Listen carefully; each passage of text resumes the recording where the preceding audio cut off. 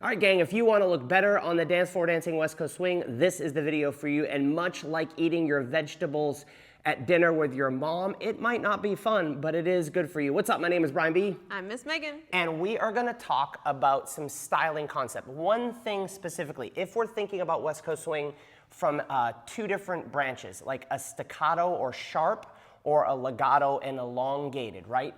Each step is going to have elements of both. We're going to talk about some foot rotation and things that you can think about. So we're going to use our right side pass as our workspace. So we're just going to use right side pass footwork to talk about this concept. 1, 2, 3, and 4, 5, and 6. Now there's two different ways that we can dance this, and the music will determine quite a bit of it, and the way you naturally want to move in your own body will also determine it. So if we want to be very staccato, maybe to a fast song, something that has a pulse, we're going to be very particular with our footwork and very tight. Then there's going to be the longer, slower songs that have more time, and we want to eat up some space. And we're going to use a couple of different things within our bodies that will create that. So let's talk leaders, followers, and for some reason I like to go on this side as the leaders' footwork. If we're doing the side pass for the leaders, here is my home base, very articulate footwork, my staccato version where I'm placing my feet. And this is something you probably haven't paid attention to. So if I dance out of the slot for 1, right? I want to begin to place that foot for 2. I'm actually beginning the rotation for 2. I'm placing for 3. I'm working this foot around the corner. I'm not turning my feet on the floor. I'm rotating for and as far as that foot can go, and I'm stepping in the slot for 4 with very little rotation. If I did that again, we have place 1. I'm rotating this foot and placing it for 2. I'm rotating around that, placing that for 3. I'm rotating around for and I'm stepping in the slot for 4. Notice that this right foot doesn't rotate. If I do that fast once, then Megan will do hers. 1, 2, 3, and 4. There's no rotation of that foot. It's very staccato. I'll let Megan talk through the followers footwork. I'll put her in the front. Followers, we have our forward, forward. On count 3, so we're going to place our foot. We don't put full weight on it. That way we can pivot and turn as far around for our left foot as possible before we go back and our anchor step. So if we did that again, we have 1, 2, 3. On and, you want to turn as far as possible, and 4, so there's no actual rotation on count 4 with the foot, and then 5 and 6. So it's not that we couldn't dance kind of a legato feel with that footwork. We certainly could, but that creates my home base, and that's what I teach my students first. Now, if I didn't do that, right, and I ended up what I call under-rotated. Here's what I mean by under-rotated. 1, 2, 3, and. So at this point, my right foot is face forward. If I step in the slot in that position, I'm going to feel very awkward, right? This happens to us a lot. So I want to be very cognizant of my feet. If I kind of go back to the basics, the way my teacher would explain to me, if I drilled a nail between the big toe and the first toe, and I ran a line of energy up through my body, right through my midsection, up through my head, my weight is on the inside parts of my feet. That gives me the outside to work against if necessary.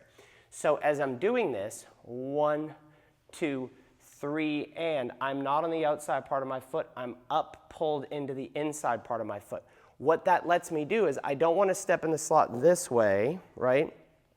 I want to be able to rotate around that foot and step. One of my teachers said, you can only dance forward, back, left, or right, right? And if I explain that to you in the camera, I can dance to you forward, I can dance back, I can dance to my left, your right, I can dance to your right, my right, and your left.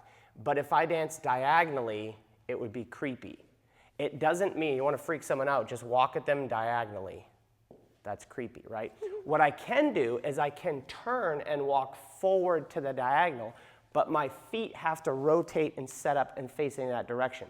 So what I mean by that here is if I want to dance sideways in the slot, I have to do this thing with my body. 1, 2, 3, and. I'm under-rotated. I have to rotate around my body to dance sideways in the slot. That's going to be most effective to our slow music. So I'll do it one more time. Megan will do it from her side. We have 1, 2, 3, and 4, 5, and 6. And that's going to lead us into some other styling things, but I'll have Megan talk through the followers part. Followers, you're going to do the same thing. So we have 1, 2, 3, and. So this is going to be a little less rotated than we did before. Now we are going to rotate on your left foot and able to take your next step, which can be to the side, it can go back, whatever direction you want. It just depends on how far you rotate on your left foot, and then a triple step. So if we did that one more time, we have 1, 2, 3, and rotate, 4, 5, and 6. And if you're a numbers person, that'd be like 1, 2, 3, and 4, right? We're using the whole beat. So here's a drill that I'm going to use. We're back up to the camera.